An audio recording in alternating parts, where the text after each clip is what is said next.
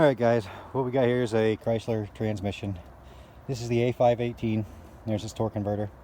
The only difference that you'll really need to care about or notice on this compared to your NAG1 is that this has the starter ring permanently welded to the torque converter. So to remove it you would have to grind the welds. The NAG1 has it bolted on. Anyway, so here's the inputs now, outputs now to the converter, and you see these cutouts here. Well, inside of there, I wonder if I can tip that back.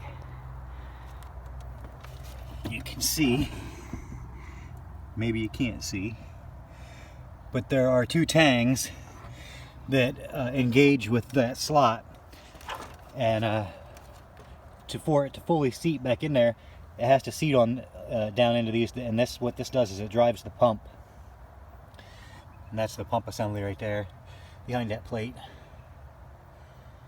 So what happens is, and I'll slide this on here real quick. I gotta put the phone down.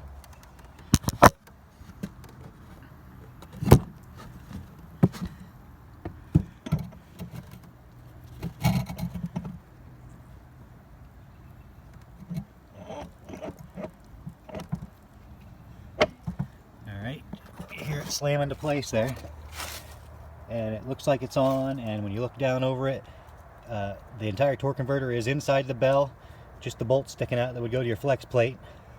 This will bolt up to the engine like this, and it'll cause damage like this. When you torque the bell housing into the engine, it's going to shove that back further against those tangs, even though it's not seated around them, and it'll push the pump back in.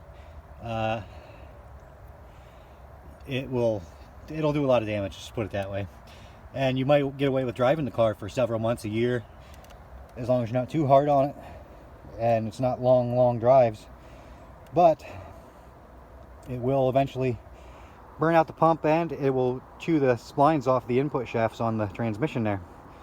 Now I'm going to give you a look at this again here. See, we're all the way back in, or so you would think. Now let me put the phone down and I'll rotate this over to lock into those splines. Let's see if maybe I can do it without.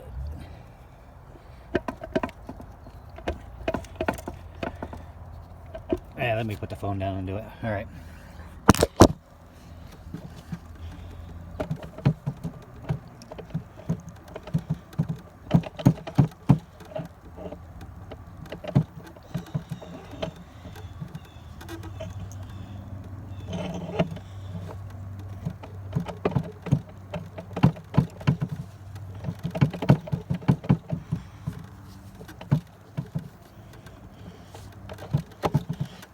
Now it's all the way back in, and I'll go up here so you can see that now not even the bolts stick out.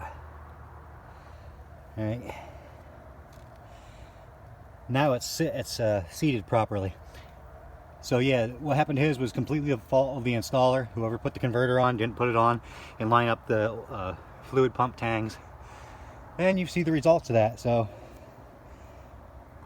I hope this gives him some information and shows you guys kind of how that works in there and what's all involved with the fluid pump versus the output shafts. Alright, anyway, thanks a lot guys.